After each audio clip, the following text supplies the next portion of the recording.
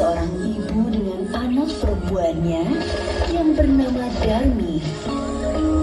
Ayah Darmi sudah meninggal saat Darmi masih kecil. Dahulu mereka hidup berkecukupan. Namun setelah ayahnya meninggal, ibu Darmi harus bekerja keras di ladang demi hidup mereka. Karena setiap hari bekerja di ladang, kulit ibu Darmi jadi kian gelap. Berat tubuhnya juga menyusut. Semua dilakukannya demi Darmi, putri satu-satunya. Namun apa yang dilakukan Darmi? Dia tidak mau membantu ibunya. Kerjanya setiap hari hanya berdandan. Dia juga enggan keluar rumah karena takut kulitnya jadi gelap seperti ibunya. Esokan harinya, ibu Darmi sudah bersiap dengan hasil panennya. Dia akan pergi ke pasar. Darmi, ikutlah ibu ke pasar, nak. Ibu membutuhkanmu untuk membawa hasil ladang kita. Nggak mau, Bu. Nanti kulitku kotor. Apalagi pasar kan becek. Aduh, aku nggak bisa membayangkan kulitku yang bersih ikutan kotor.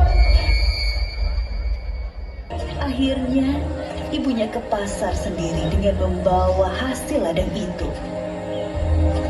Sorenya, ibu Darmi membawa uang hasil panen. Tidak terlalu banyak, hanya cukup untuk membeli benih dan makan beberapa hari. Darmi yang melihat ibunya sedang menghitung uang, segera mendekati ibunya. Bu, bedakku habis. Tolong belikan dong, Bu. Ya, besok ibu belikan. Tapi kamu harus ikut supaya ibu tidak salah beli. Akhirnya Darmi dengan terpaksa ikut ibunya pergi ke pasar. Tapi Darmi berbisik kepada ibunya. Bu, nanti kita jalannya jangan berdampingan. Ibu di belakangku saja. Darmi sebenarnya malu berjalan bersama ibunya yang berkulit gelap dan wajah yang tak terawat. Tiba-tiba, di tengah jalan, ada seorang teman Darmi yang menghampiri dan bertanya. Hai Darmi, kamu mau kemana? Aku mau ke pasar.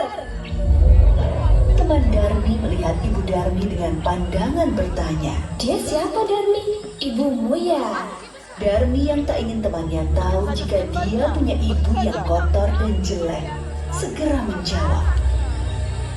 Oh, dia pembantuku. Tentu saja bukan ibuku.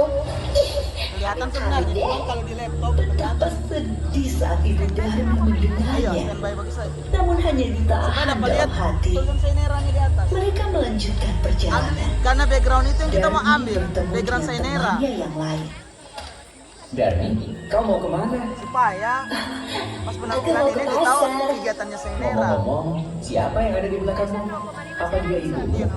Bukan, dia bukan ibuku. Dia pembantuku.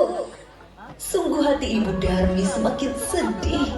Begitu tega anaknya mengakui dirinya sebagai pembantu. Namun sekuat tenaga dia berusaha menahannya. Sampailah Darmi dan ibunya di pintu pasar. Saat mereka akan memasuki pasar, lagi-lagi Darmi bertemu temannya yang lain. Darmi, tumben kamu pergi ke pasar. Siapa yang berjalan di belakangmu? Itu pembantuku. Ibu Darmi tak kuasa menahan air matanya. Dia sudah tak tahan lagi. Maka dia pun berdoa dalam hati. Ya Tuhan, hamba sudah tidak kuat lagi dengan sikap anak hamba.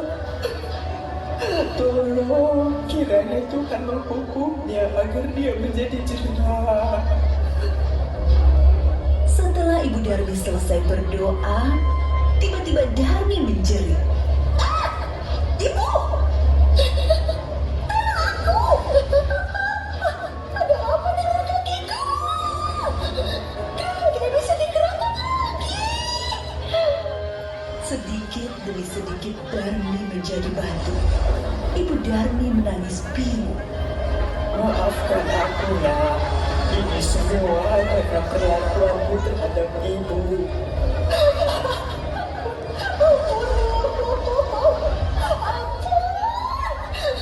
Darmi tidak akan mengulanginya lagi.